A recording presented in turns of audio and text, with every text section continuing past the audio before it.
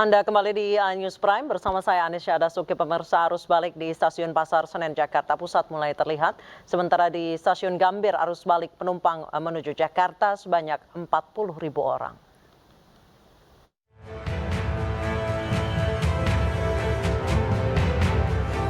Dua hari menjelang berakhirnya libur cuti bersama Lebaran Idul Fitri, intensitas penumpang di Stasiun Pasar Senen baik untuk kedatangan dan keberangkatan masih tinggi.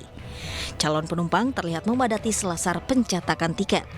Mayoritas penumpang adalah rombongan keluarga.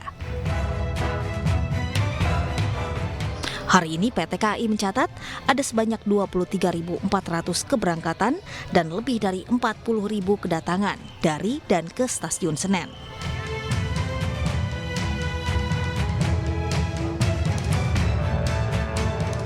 Sementara itu penumpang di Stasiun Gambir masih memilih mudik Lebaran lantaran baru mendapatkan tiket untuk menuju kampung halaman.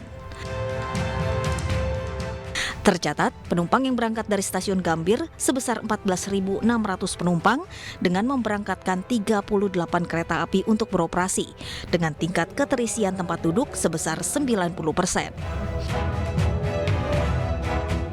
Untuk arus balik, PT KAI Daop 1 Jakarta mencatat penumpang menuju Jakarta sebanyak 40.000 orang.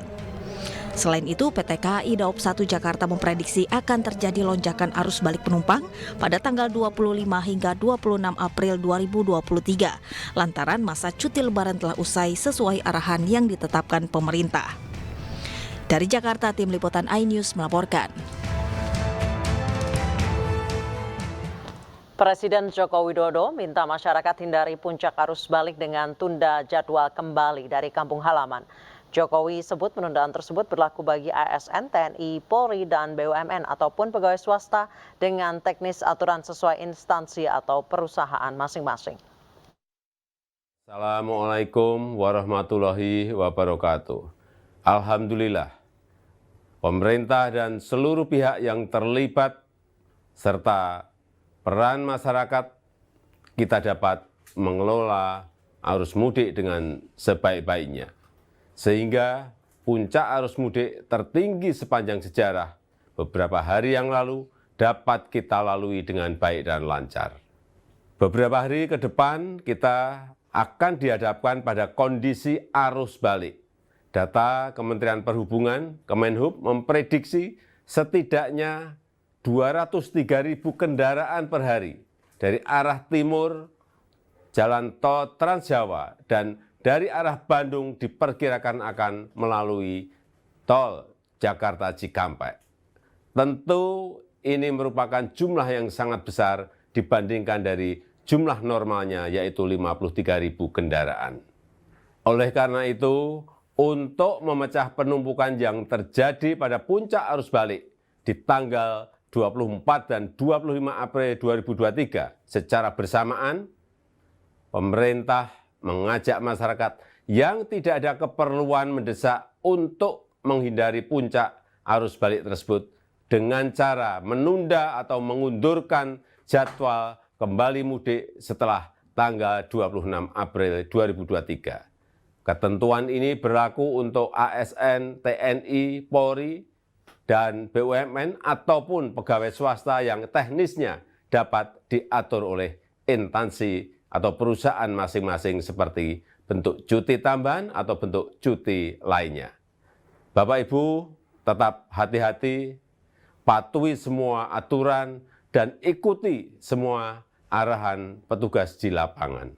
Wassalamualaikum warahmatullahi wabarakatuh.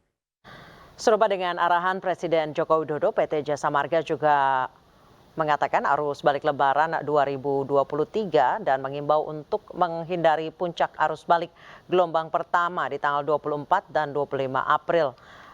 203.000 kendaraan diprediksi akan kembali ke Jabodetabek.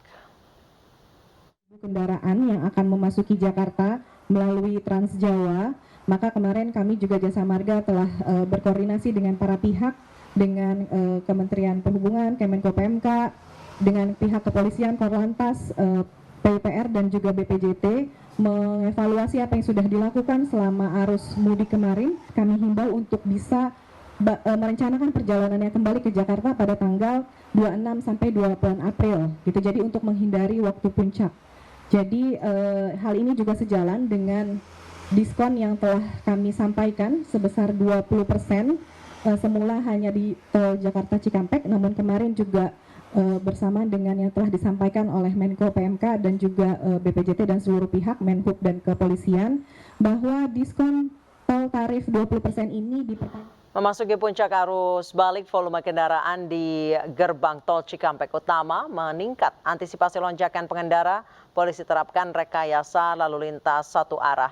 Puncak arus balik periode pertama yang diprediksi terjadi mulai hari ini 24 April hingga besok 25 April 2023. Gerbang tol Cikampek Utama dipadati oleh pengendara baik arah Jakarta maupun Trans Jawa. Sejumlah persiapan demi kelancaran arus lalu lintas sudah disiapkan. Polisi terapkan rekayasa lalu lintas satu arah dari kilometer 414 gerbang tol Kalikangkung hingga kilometer 70 Cikampek Utama.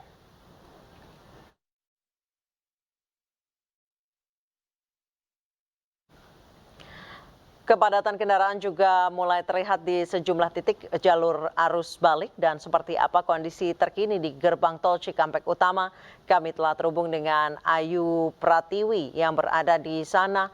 Ayu, seperti apa kondisi lalu lintas di gerbang tol Cikampek Utama saat ini?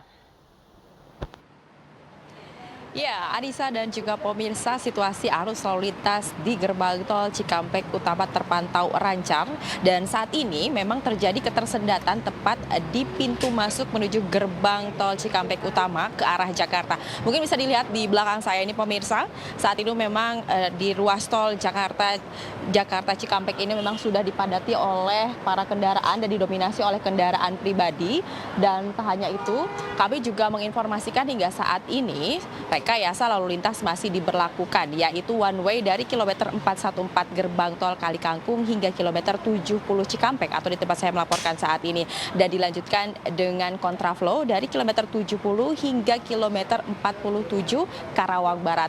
Dan memang rencananya rekayasa lalu lintas ini akan diberlakukan hingga nanti malam jam 12 tepatnya. Namun baru saja kami mendapatkan informasi karena setelah dievaluasi rupanya volume kendaraan di gerbang tol Cikampek Utama ini terus meningkat bahkan mencapai 7.500 per jamnya, sehingga rekayasa lalu lintas ini diperpanjang hingga besok 25 April 2023 jam 12 malam.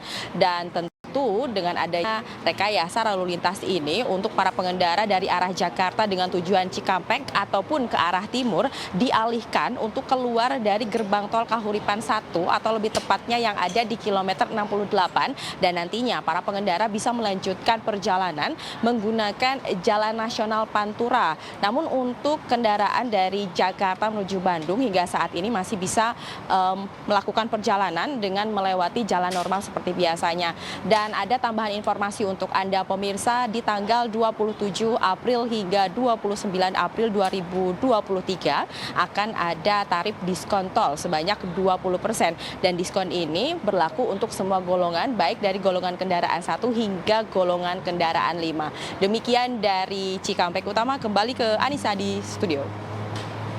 Baik, terima kasih Ayu Pratiwi melaporkan langsung dari gerbang tol Cikampek Utama atas laporannya. Selamat bertugas kembali.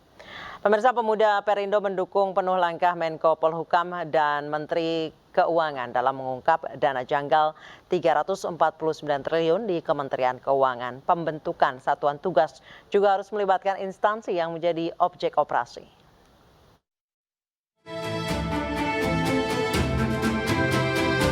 Menko Polhukam Mahfud MD dan Menteri Keuangan Sri Mulyani tengah menjadi garda terdepan untuk mengungkap aliran dana janggal 349 triliun di lingkungan Kemenq. Pengungkapan transaksi janggal ini dengan membentuk satuan tugas pun mendapat dukungan dari Pemuda Perindo.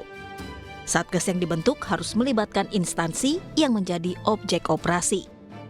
Pemuda Perindo sih sebenarnya mendukung support dari Kementerian Keuangan, lalu Menko Polhukam yang mencoba membuka tabir ini sih, karena uang itu sangat besar.